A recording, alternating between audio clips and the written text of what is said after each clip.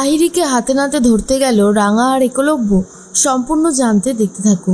গল্পের শুরুতেই দেখা যায় আহিরি অনেক বেশি বাড়াবাড়ি করতে থাকে, কিন্তু রাঙা নিজেকে একেবারে ঠিক করে রেখেছে যে যতক্ষণ না আহিরির পর্দা ফাঁস করছে ততক্ষণ রাঙা এমন কিছুই করবে না যেটাতে আহিরির সন্দেহ হয়।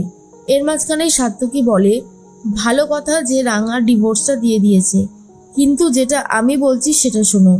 একলব্যর বিয়েতে রাঙা যেন কোনোভাবেই উপস্থিত না থাকে।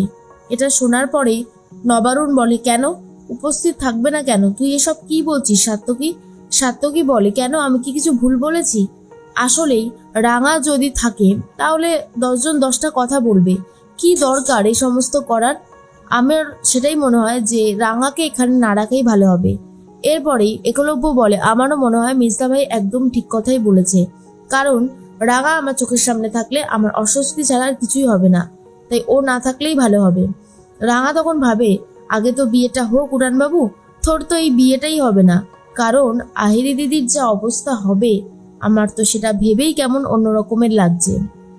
এর মাঝখানেই পাঞ্চালি ভাবে কখন যে রাঙা অডিওগুলো শুনবে কে জানে। এরপর রাঙা আর পাঞ্চালি দুজন মিলে চলে এসেছে আলাদা একটা ঘরে, আর সেখানে পাঞ্চালি অডিওগুলো চালাচ্ছে আর বলে, রাঙা এই সব অডিও ক্লিপগুলো দিয়ে আহিরিকে ধরা যাবে না? রাঙা তখন বলে, না রে দিদি ভাই, আহিরি দিদি যা চালাক, ও এই সব অডিও দিয়ে ঠিক একটা ফাঁকফোকর পেয়েই যাবে। ওকে একেবারে হাতে নাতে সলিড প্রমাণ দিয়েই ধরতে হবে, তাহলেই কাজের কাজ হবে, না হলে নয়। তার মধ্যেই পিসিমণি আর অদিতি চলে এসেছে, আর তার মধ্যেই জিজ্ঞেস করে, কি ব্যাপার রে, তোরা এরকম ভাবে দরজা দিয়ে কি করছিলিস? রাঙা তখন বলে, আসলে আমরা একটু হিসেব নিকেশ করছিলাম, এই আর কি। এদিকে দরজা তো দেওয়া, কিন্তু ময়না এসে একেবারে কান পেতে শুনতে থাকে রাঙারা কি নিয়ে আলোচনা করছে।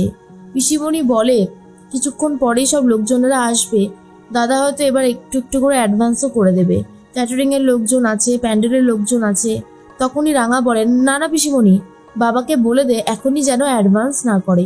আর ময়না এটা শুনে নিয়েছে। তখনই আহিরি চলে এসেছে আর বলে, কি করছো তুমি?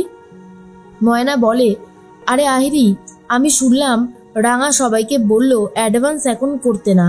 এদিকে রাঙা তো দেখে নিয়েছিল ময়না আর আহিরির দাঁড়িয়ে রয়েছে, তাই রাঙা কথাটাকে ঘুরিয়ে বলে যে আগে তো উড়ানবাবুকে জিজ্ঞেস করতে হবে যে উড়ানবাবু তার বিয়েতে কি কি খাওয়াবে, সেই বুঝে অ্যাডভান্স করলে ভালো হবে।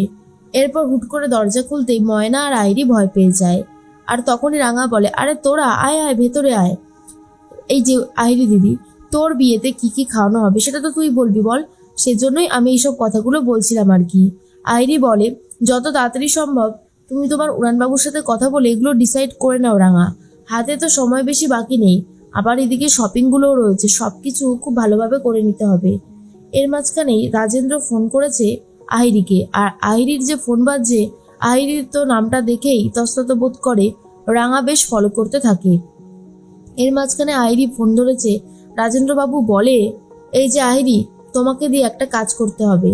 শোনো, আমি জানি তুমি এখন ডিউটিতে যাচ্ছ না, কিন্তু তুমিই পারবে এই কাজটা করতে। তোমার স্ট্যাটাস অনেক ভালো, তাই চট করে তোমাকে কেউ সন্দেহ করবে না। কিছু ঘন্টা পরেই আমার কিছু ডায়মন্ড এদেশে আসবে, আর তুমি ওই লোকটার সাথে কথা বলে ডায়মন্ডটা নেবে আর অন্য কাউকে দিয়ে দেবে। এটাই হচ্ছে তোমার কাজ। তখন আইরি বলে, রাজেন্দ্র স্যার, এরকম কিন্তু কথা ছিল না, প্লেনে করে যেটা যাবে সেইটুকু কথা ছিল আমার সাথে, এরকমটা আমি করতে পারবো না। রাজেন্দ্র স্যার বলে, এর আগে তুমি আমার অনেকগুলো টাকা নষ্ট করেছো, আর এখন বলছো এই ডিলটাও করতে পারবে না। এই রকম চললে কিন্তু হবে না আহিরি। যতই হোক তোমারও তো সামনে বিয়ে, তুমিও এই ডিলটা করতে পারলে 4 লক্ষ টাকা পাবে। 4 লক্ষ টাকার অফারটা ছাড়তে আর পারলো না আহিরি, আর বলে দেয় সে রাজি, এই ডিলটা সে করবে।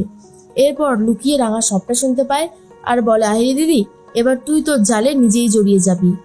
এর মধ্যে আক্কু নবারুণ আর প্রমিতার সাথে কথা বলতে ঘরে চলে গেছে।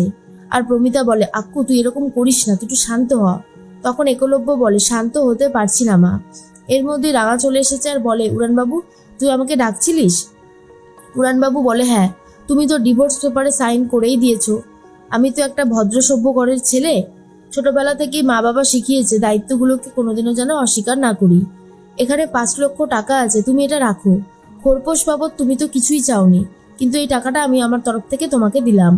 এরপর রাঙা সেই টাকাটা নিয়ে নেয় আর বলে, এই ব্যাপার, আচ্ছা ঠিক আছে, আমি এই টাকাটা রেখে দিলাম।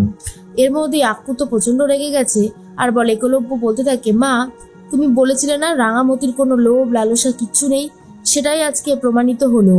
ওর যে কতটা লোভ রয়েছে সেটা তো দেখাই গেল। 5 লক্ষ টাকা লোভ ছাড়তে পারলো না, একবারেই নিয়ে নিল। ভাবা যায়, আসলে যার জায়গা যেখানে তাকে সেখানে রাখলেই ভালো হয়। প্রমিতা বলে, আক্কু এরকম ভাবে কথা বলিস না, রাঙার তো খারাপ লাগছে। তখনই একলব্য বলে, বেশ করেছে, আমি কোনো ভুল কিছু বলিনি, আমি রাঙার মতন মেয়ে কোনোদিনও দেখিনি। এরপর আহিরির কথাই বারবার ভাবছিল একলব্য। একলব্য তো বেরিয়ে যায়। প্রমিতা তখন রাঙাকে বলে, এই রাঙা, ছেলেটাকে তো সমানে রাগিয়ে দিচ্ছিস, এরপর কি হবে বলতো?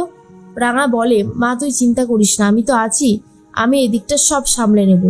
আহিরি দিদির কুকীর্তি এমন ভাবে ফাঁস করব যে এবারে আহিরি দিদি আর জাল কেটে বেরোতে পারবে না।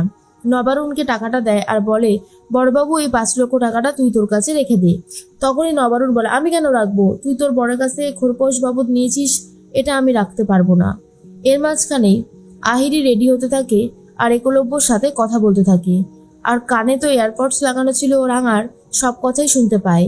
তখন আহিরি বলে, তুমিও ছুটি নিয়ে নাও, কেনাকাটা করতে যেতে হবে তো, বিয়ে মানেই তো প্রচুর শপিং। একলব্য বলে, আরে বাবা আমি ঠিক ছুটি নিয়ে নেবো, তুমি চিন্তা করো না। এর মাঝখানে আহিরির বাবা মা চলে এসেছে।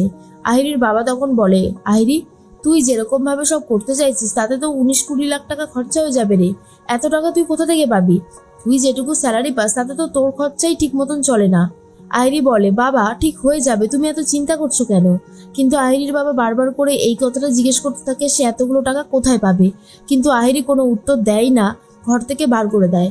এরপর রাজেন্দ্রবাবু আবারও ফোন করেছে আর তখন রাঙা পুরোটাই ভালো করে শুনতে পায়। রাজেন্দ্র বলে, তুমি বেরোচ্ছ তো? হিরে কিন্তু চলে এসেছে, যা করার ঝটপট করো, এবারের ডিলটা যেন কোনোভাবেই ফেল না হয়। এইবারের ডিলটা যদি ফেল হয় তাহলে কিন্তু তোমার কপালে অশেষ দুঃখ আছে আহিরি। তখন আহিরি বলে, রাজেন্দ্র স্যার এবারে আর কিচ্ছু হবে না, আমি বলছি তো আমি সবটা খুব ভালোভাবে নিয়ে আসবো, আর আমারও কিন্তু 4 লক্ষ টাকাটা হাতে নাতে চাই।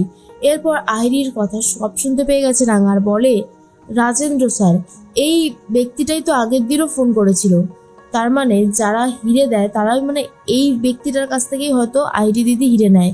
রাজেন্দ্র বাবু, আমাকে আজকে আহিরি দিদিকে ধরতেই হবে হাতে নাতে।